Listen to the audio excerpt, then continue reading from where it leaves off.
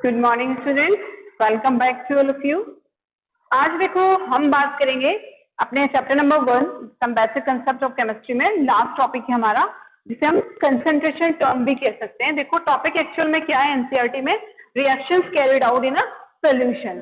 तो देखो जब भी रिएक्शंस हमारी जो है वो किसी सॉल्यूशन में करवा रहे हैं हम, ठीक है, जानते हो आप सॉल्यूशन सॉल्वेंट और सॉल्यूट का मिक्सचर है। तो जब भी आप रिएक्शंस किसी पर्टिकुलर सॉल्यूशन में आपकी रिएक्शंस हो रही है तो वहां देखो एक नया टर्म यूज किया जाता है जिसे कंसंट्रेशन कहते हैं। तो कंसंट्रेशन आपने सुना होगा कि इसका कंसंट्रेशन इतना है, इस पर्टिकुलर सॉल्यूशन का कंसंट्रेशन इतना है। तो वो कंसंट्रेशन क्या होता है, अमाउंट ऑफ सब्सटेंस, कि उसमें कितना सॉल्यूट प्रेजेंट है, उसी को हम कंसंट्रेशन कहते हैं। अब देखो केमिस्ट्री में कंसंट्रेशन को भी हम अलग अलग टर्म से एक्सप्रेस करते हैं। जैसे आपने सुना है मॉल्स, तो आप समझ चुके हो मॉल्स क्या होते हैं। और उसी तरह आपने सुना होगा मोलैरिटी, मोलैलिटी सुना है ना, पार्ट्स पर मिलियन। तो ये सारी कंसंट्रेशन को शो करते हैं। तो वो कंसंट्रेशन टर्म क्या होती है उन्हें हम सीखेंगे। तो सबसे पहले देखो टॉपिक हमारा कंसंट्रेशन टर्म है। एनसीईआरटी में आपको ये reactions carried out in solution के नाम से भी मिलेगा। तो देखो if any reaction is carried out in solution then amount of substance present in solution is represented by concentration. क्या कह रहे हैं, जब भी कोई रिएक्शन किसी सॉल्यूशन में हो रही है, ठीक है, तो उसमें अमाउंट ऑफ सब्सटेंस, उस सॉल्यूशन में कितना सब्सटेंस प्रेजेंट है, उस अमाउंट ऑफ सब्सटेंस को आप रिप्रेजेंट करते हो कंसंट्रेशन से, कि इसकी कंसंट्रेशन 4 है या 3 है, जो भी है। तो वो कंसंट्रेशन कहां से आती है वो देखेंगे हम। सबसे पहले आप सॉल्यूशन की कंसेप्ट समझ लो। सॉल्यूशन आप जानते हो किससे मिलकर बना होता है, सॉल्यूट प्लस सॉल्वेंट से। जब आप सॉल्यूट और सॉल्वेंट को मिक्स कर देते हो तो आपका सॉल्यूशन आपको मिलता है। जैसे यहाँ देखो सॉल्वेंट है आपका कंटेनर में, उसमें आप सॉल्यूट ऊपर से डाल रहे हो, ठीक है, तो ये आपका जो मिक्सचर बनेगा सॉल्वेंट और सॉल्यूट का वो कहलाएगा सॉल्यूशन। और उसी सॉल्यूशन में आपकी रिएक्शन हो रही है। वो रिएक्शन में भी सॉल्यूट और सॉल्वेंट के बीच में भी हो सकती है, या फिर आपने एक से ज्यादा सॉल्यूट उसमें डाले तो उनके बीच में भी रिएक्शन हो सकती है। वो सब आप सीखोगे धीरे धीरे। तो देखो हमने देखा कि सॉल्यूशन बना हुआ है सॉल्यूट और सॉल्वेंट से मिलकर। तो सॉल्यूट जो है वो अमाउंट में कम होता है सॉल्यूशन के अंदर, और सॉल्वेंट जो है वो अमाउंट में हायर होता है, ठीक है। और सॉल्वेंट हमेशा किसी भी रिएक्शन मिक्सचर में, किसी भी सॉल्यूशन में एक ही सॉल्वेंट होगा, ओनली वन। और सॉल्यूट आपके में बी मोर देन वन। यहाँ एक सॉल्यूट डालना है आपने, आप चाहो तो एक से ज्यादा सॉल्यूट भी इसमें आप इस तरह से इंसर्ट करके दिखा सकते हो कि मैं एक से ज्यादा सॉल्यूट भी डाल सकता हूँ। क्लियर हुई ये चीज। तो अब देखो सॉल्यूट हमारा अमाउंट में कम होगा, सॉल्वेंट अमाउंट में ज्यादा होता है। अब अमाउंट जो है वो कैसे आप बताओगे, आपके सामने दो से मान लो सॉल्यूट है या रिएक्टेंट है दिए हुए हैं। अब आपसे पूछेगा बताओ इनमें से कौन सॉल्यूट है कौन सॉल्वेंट है। देखो जैसे आपको 98 ग्राम H2SO4 और 54 ग्राम वाटर दिया है। अब आपसे पूछेंगे बताओ इस मिक्सचर में कौन सॉल्यूट है और कौन सॉल्वेंट है। तो कैसे बताओगे, मैंने बताया ना आपको कि सॉल्वेंट क्या होता है, अमाउंट में ज्यादा होता है और सॉल्यूट अमाउंट में कम होता है। यहाँ देखिए आपको कौन सॉल्वेंट लग रहा है कौन सॉल्यूट लग रहा है, अमाउंट किसका ज्यादा लग रहा है 98 ग्राम। आप कहोगे कि H2SO4 सॉल्वेंट है, ये तो 54 ग्राम ही है, कम है, यानी कि ये एज अ सॉल्यूट यूज हो रहा है। नहीं, देखो ध्यान रखो, amount calculate in the form of mole. Amount moles की फॉर्म में देखा जाता है, ना कि ग्राम, उसके मास के अकॉर्डिंग नहीं देखा जाता। अब यहाँ पर आपको मोल निकालने होंगे कि H2SO4 की 98 ग्राम में मोल ज्यादा है या 54 ग्राम के वाटर में मोल ज्यादा है। जानते हो आप मॉल कैसे कैलकुलेट करते हैं हम, मॉल के लिए हमने फॉर्मूला मॉल कंसेप्ट में बहुत अच्छे से लेकर आए हैं। Mole is equal to the mass upon molar mass. Clear, mass आप जानते हो जो इनका गिवन है, H2SO4 के केस में 98 ग्राम है, वाटर के केस में 54 ग्राम है। अब मोलर मास क्या होता है, मोलर मास उसके एक मॉलिक्यूल का जो मास होगा, जैसे H2SO4 का एक मॉलिक्यूल इस फॉर्मूला से रिप्रेजेंट होता है, तो इसका जो मास निकल कर आएगा वो इसका मोलर मास होगा। वाटर के लिए फॉर्मूला H2O है, वाटर के एक मॉलिक्यूल के लिए, तो उस मॉलिक्यूल का जो मास होगा वो वाटर का मोलर मास कहलाएगा। क्लियर। तो अभी यहाँ देखो हम इनके मोल्स कैलकुलेट करते हैं। मोल्स ऑफ H2SO4 क्या है, मोल्स का formula mass upon molar mass. H2SO4 का मास 98 ग्राम दिया हुआ है, मोलर मास आप कैलकुलेट करोगे।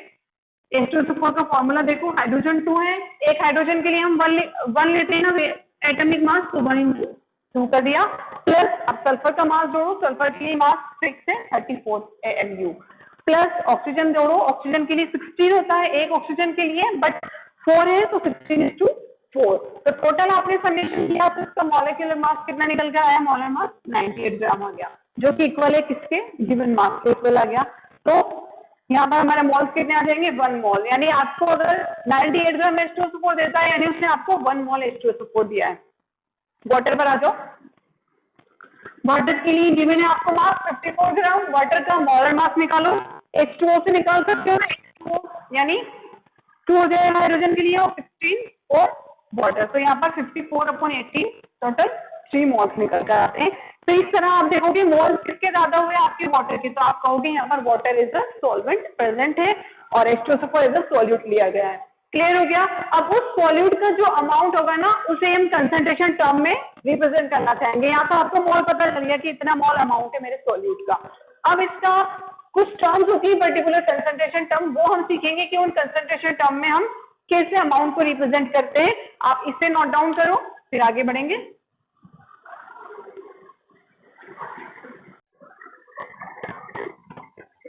तो स्टूडेंट्स हम बात कर रहे थे कंसंट्रेशन टर्म की। तो कंसंट्रेशन किसके लिए फाइंड आउट करते हैं? सॉल्यूट के लिए। हमने देखा सॉल्यूट क्या होता है? जिसके मोल्स कम प्रेजेंट होते हैं। ठीक है, अब यहाँ देखो आप कुछ कंसंट्रेशन टर्म्स हैं आपके पास। जिससे पहला है मास परसेंट। आपको मास परसेंट दी जाती है किसी पर्टिकुलर सॉल्यूट की, तो वो उसकी कंसंट्रेशन को शो करता है। या फिर आपको मोल फ्रैक्शन की फॉर्म में भी आप कंसंट्रेशन को रिप्रेजेंट कर सकते हो, मोलरिटी की फॉर्म में भी कर सकते हो और मोलरिटी की फॉर्म में भी। ये है क्या? इन्हें अलग अलग समझेंगे हम। सबसे पहले पहली कंसंट्रेशन टर्म लेते हैं मास परसेंटेज, जिसे W/W यानी मास बाय मास परसेंटेज भी कहते हैं। मास परसेंटेज के लिए देखो फॉर्मूला देख लो आप, इससे आपको समझ में आ जाएगा कि एक्चुअली मास परसेंट होता क्या है। मास परसेंट की फॉर्मूला है मास ऑफ सॉल्यूट। जो भी सॉल्यूट का मास दिया हुआ है 10 ग्राम 20 ग्राम, वो मास आप ऊपर रखोगे upon mass of solution. Solute के बाद डायरेक्ट सोल्यूशन पर आए, हम सॉल्वेंट पर नहीं रुके। Mass of total solution, solute plus solvent मिलने के बाद जो सॉल्यूशन का मास बना है वो नीचे रखोगे इंटू 100। तो आपकी मास परसेंटेज निकल जाएगी कि मेरा जो सॉल्यूट है उसकी मास परसेंटेज इतनी है, बाय मास वो इतना प्रेजेंट है पर्टिकुलर सॉल्यूशन में। ओके, ये फॉर्मूला याद रखोगे जिससे आप परसेंटेज निकालते हो। सेम वैसा ही है, आपके जो टोटल मार्क्स आते हैं वो ऊपर रखते हो, जितने मार्क्स का आपका पेपर था वो आपके यहाँ नीचे आते हैं और 100 से इसको मल्टीप्लाई करते हो। सेम ऐसे ही मास परसेंटेज हमने निकाली है। क्वेश्चन देख लो, 10 ग्राम सुक्रोज, 10 ग्राम सुक्रोज दिया आपको, is dissolve in 100 gram water. 10 gram sucrose 100 gram water में डिसॉल्व कर दी। ठीक है, find out mass percentage. Mass percentage किसकी फाइंड आउट करनी होगी? जो भी आपका सॉल्यूट है सुक्रोज। ठीक है, इसको डिसॉल्व किया है वाटर में, वाटर सॉल्वेंट है। ओके, मास परसेंटेज का फॉर्मूला क्या है? मास ऑफ सॉल्यूट गिवन है ना आपको 10 ग्राम अपॉन मास ऑफ सोल्यूशन। दिया हुआ है क्या मास ऑफ सोल्यूशन? नहीं दिया हुआ। मास किसका दिया है? सॉल्वेंट का। वाटर यहाँ पर सॉल्वेंट है, तो सॉल्यूशन का मास कैसे निकालोगे? सॉल्यूशन में क्या प्रेजेंट होता है? सॉल्यूट और सॉल्वेंट, उन दोनों के मास का समेशन कर दो, सॉल्यूशन का मास आ जाएगा। ओके, इंटू 100 कर दो। तो 10 यहाँ पर हमारा 10 ग्राम सुक्रोज घुला हुआ है वो ले लिया हमने अपॉन 100 ग्राम हमारा वाटर था जो कि सॉल्वेंट है, उसमें आपने 10 ग्राम सॉल्यूट घोला था, उसको भी आपने यहाँ लिख दिया। तो टोटल सॉल्यूशन का मास आ जाएगा। क्लियर होती ना ये चीज? तो 10/110 इंटू 100, तो हमारे पास टोटल मास परसेंटेज कितना निकल कर आया हमारे पर्टिकुलर सॉल्वेंट सॉल्यूट सुक्रोज का? 9.09%। ठीक है ना, ये चीज ध्यान में रखनी है। कौन सॉल्यूट है जिससे घोला जा रहा है वो सॉल्यूट है, जिसमें डिसॉल्व किया जा रहा है वो सॉल्वेंट है। बनने के बाद हमें जो मिक्सचर मिलता है वो सोल्यूशन कहलाता है, और मास परसेंटेज सोल्यूशन के बेस पर निकालते हैं। क्लियर? एक क्वेश्चन और देख लो, 10 ग्राम NaCl इन 100 ml सोल्यूशन। 10 ग्राम NaCl ले लिया, 100 ml सोल्यूशन में डिसॉल्व कर दिया। Find out mass percentage if density of solution is 1.2 ग्राम पर ml। मास परसेंटेज पूछ रहा है आपसे, आप फॉर्मूला क्या लगाओगे? Mass of solute upon mass of solution. या सॉल्यूट का मास तो दे दिया 10 ग्राम, 10 ग्राम NaCl घोल रहे हैं, बट सोल्यूशन का मास ना देकर सोल्यूशन का वॉल्यूम दे दिया। समझ में आ रही है चीज? पहले वाले क्वेश्चन में तो हमें वाटर का मास दिया था, उससे हमने सोल्यूशन का मास निकाल लिया, इजी हो गया। बट यहाँ पर अब सोल्यूशन की डेंसिटी दे दी है, सॉरी सोल्यूशन का वॉल्यूम दे दिया 100 ml और साथ में डेंसिटी भी दी है। तो अब उससे आप मास निकाल सकते हो ना सोल्यूशन का। मास के लिए क्या फॉर्मूला है? Volume into density. तो वॉल्यूम कितना दिया है आपको यहाँ पर सोल्यूशन का? 100 ml। समझ में आ रही है चीज? डेंसिटी दी है 1.2 ग्राम पर ml, तो आपने 120 ग्राम आपका मास निकल कर आ जाएगा। ठीक है, हमारी सारी हिंट्स क्वेश्चन में गिवन होती है, बट समझना हमें, उसको अच्छे से फाइंड आउट करना हमें आना चाहिए। तो यहाँ से हम मास परसेंटेज का फॉर्मूला अप्लाई करेंगे। 10 ग्राम हमारा सॉल्यूट था NaCl, सॉल्यूशन का हमें वॉल्यूम दिया था, डेंसिटी दी थी, उससे हमने सॉल्यूशन का मास निकाल लिया इनटू 100, तो टोटल हमारे पास 8.33% मास परसेंटेज निकल कर आई किसकी? NaCl की। यानी इस पर्टिकुलर सॉल्यूशन में हमारा NaCl इतना परसेंट बाय मास इतना परसेंट, यानी इतना परसेंटेज मास हमारे सॉल्यूट NaCl का है, बाकी बचा हुआ मास किसका है? हमारे सॉल्वेंट का है। ये चीज क्लियर होती है ना?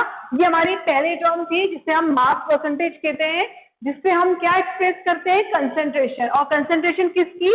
सॉल्यूट की। ओके, ये चीज क्लियर होती है, इसे नोट डाउन करो, फिर हम नेक्स्ट वीडियो में आने वाली और जो हमारी कंसेंट्रेशन टर्म्स हैं उन्हें अच्छे से पढ़ेंगे।